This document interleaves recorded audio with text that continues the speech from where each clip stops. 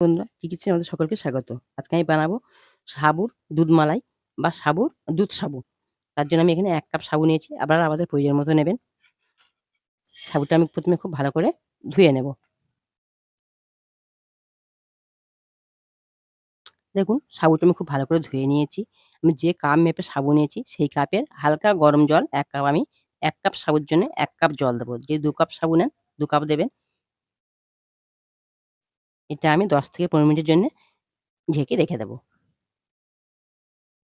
বন্ধুরা সাবুটা টুপে গেছে। আমি গরম জল দিয়েছি। আপনারা মনে করলেও সকাল থেকে ভিজিয়ে রাখতে পারেন।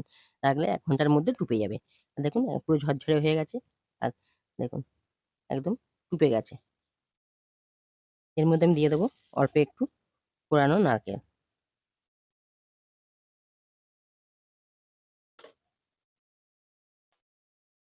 এবারে দেবো এটা গুঁড়ো করা চিনি। বেশি দেব না। এবার দেবো গুঁড়ো দুধ। আমি ৩ চামচ দেবো এখানে।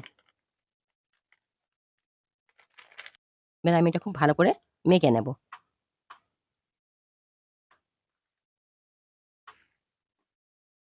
দেখুন এটা আমি মেখে নিয়েছি। এবার আমি ১০ মিনিট মতো রেখে দেবো। জাস্ট সেট হওয়ার জন্য। এখান থেকে অল্প একটু নেব। এটা আমি গোল করে নেব। একটা হয়ে গেছে সবগুলো এইভাবে আমি বানিয়ে নেব। দেখুন আমি গোল করে নিয়েছি। মানে কয়েকটা বাকি আছে আমি করে নেব। তার আগে আমি দুধটা বসিয়েছি। দেখাবো দুধটা কিভাবে কি করতে হয়। আমি এখানে গরুর দুধ আর মালাই জারের দুধ মিক্সড করে বসিয়েছি। আমি জাল দেওয়া ছিল। তাই আমি বেশিক্ষণ ফোটাবো না। এখানে ১ম এ দিয়ে দেবো অল্প একটু লবণ। মিষ্টি জিনিসে লবণ দিলে ভালো লাগে। এবার দেবো আমি যে চিনিটা গুঁড়ো করে রেখেছিলাম, যে যেমন মিষ্টি খাবেন সেই অনুযায়ী চিনি দেবেন।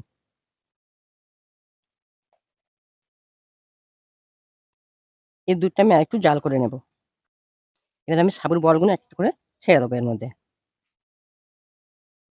দেখুন বন্ধুরা, সুজির দুধ মালাই বা সরি সাবুর দুধ মালাই বা দুধ সাবু আমার রেডি হয়ে গেছে। আপনারা তো অনেকভাবে খেয়েছেন। একবার অন্তত এইভাবে ট্রাই করে দেখুন। আর ভিডিও যদি ভালো লাগে একটা লাইক করবেন, সাবস্ক্রাইব করবেন, কমেন্ট করবেন।